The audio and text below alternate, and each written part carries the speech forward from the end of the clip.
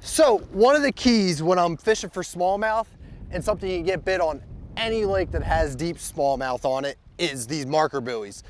They're a great structure. They're marking an area that going to get shallow. So they're sitting usually on the deep side of it. It's for the big barges and all that are out on the Great Lakes or any of the shipping areas. So you know you're usually near rock, which is a big key because smallmouth love rock.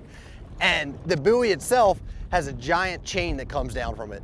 And it's anchored to a big cement block down there that is like the size of your boat. It's huge. It's got a great piece of structure. It's about 3 foot high normally.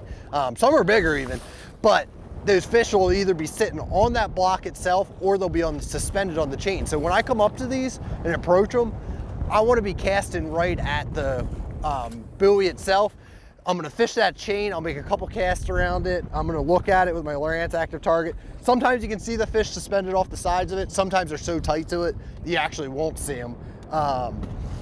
So I'll make a couple casts, work that chain itself, and then I'll fish the block. Another good way to fish these, or a reason they get on it, is because when it's sunny out, there's nothing out here. There's no sort of structure. So it's a good way for those fish to get a little bit of shade. It'll bring the bait in there. It's kind of like fishing out in the ocean, where if you came across a random patch of just seaweed out there, all of a sudden you go by it and all the sea life lives on it. It's just good area for the ecosystem to really grow and thrive. And when you get little fish there, the big fish show up and those smallies are looking to eat them off these.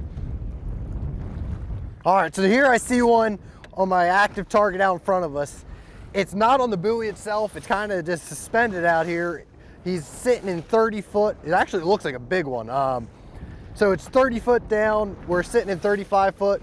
It's 50 foot in front of us. So I'm gonna make a long cast here. See if we can put that heavy Ned rig right on his nose. We can watch it fall there. I'm watching it. There's actually 2 of them down there. My bait is now at 20 foot. It's still sinking. If we can turn here a little bit so we can line back up on it. It's coming, it's about 10 feet away from that fish now. I'm gonna keep letting it fall on that semi-slack line. That way it falls straight vertically past that fish. See if we can get him to eat it on the way down there. So I gotta get back lined up. The wind makes this a little bit challenging at times, so you gotta play with it a little bit, but it's falling down there. There's a couple fish sitting there. They're about 40, 50 foot in front of us. So now my bait has made it to the bottom.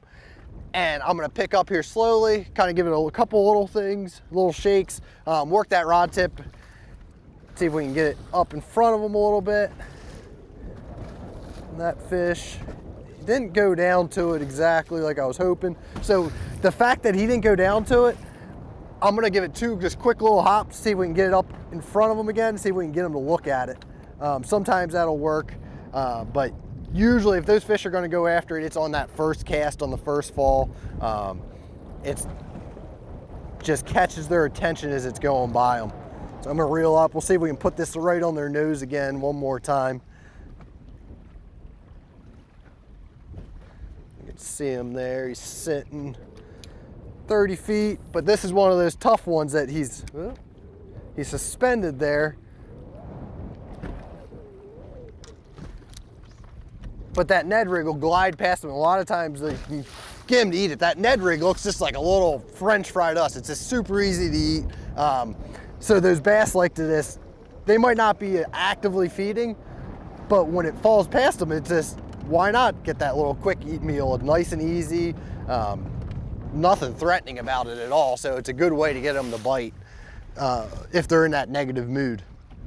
Bass U, folks. Information is pouring over. If you want to learn more about every lake, how to fish, shallow, deep, in between, skipping docks and rocks and cranking, slow wiggling, chatter, smattering, you get it at Bass U. Get on Bass U TV, check it out, sign up, be a member, be part of it, folks. Keep learning.